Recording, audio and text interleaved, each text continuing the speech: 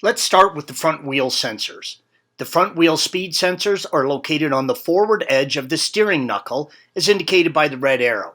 You can see in this picture how the magnet in the sensor has attracted metal filings from the wear of components around the area.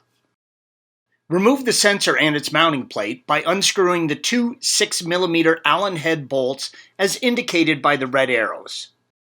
The bolts come with blue Loctite on them and can be difficult to remove. If you are reusing the bolts, make sure to clean them with a wire brush or wheel and put a small amount of Loctite on them when reinstalling. With the sensor removed from the knuckle, you can see all the metal filings, dirt, and debris on the end of the sensor, red arrow. Sometimes giving the sensor a good cleaning will cause it to function properly again. Disconnect the cable where it attaches to the strut and chassis, red arrows. Remove the rubber pass-through grommet where the wiring enters the engine compartment as indicated by the yellow arrow. The sensors have two connections. The driver's side sensor connections are located by the master cylinder and the fuse box as indicated by the red arrows.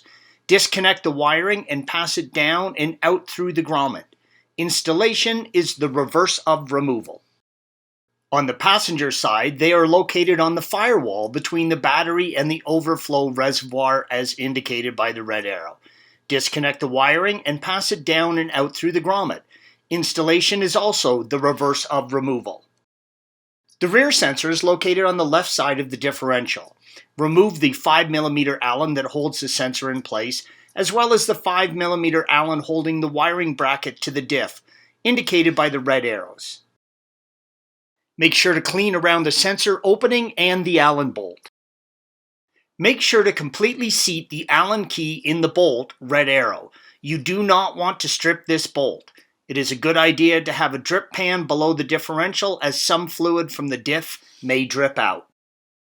Follow the cable up to where it enters the interior of the car and disconnect the wiring and install the new sensor.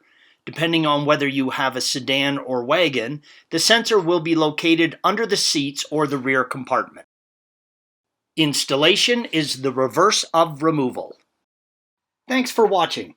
Click here to view the original article along with hundreds of other DIY content for your car.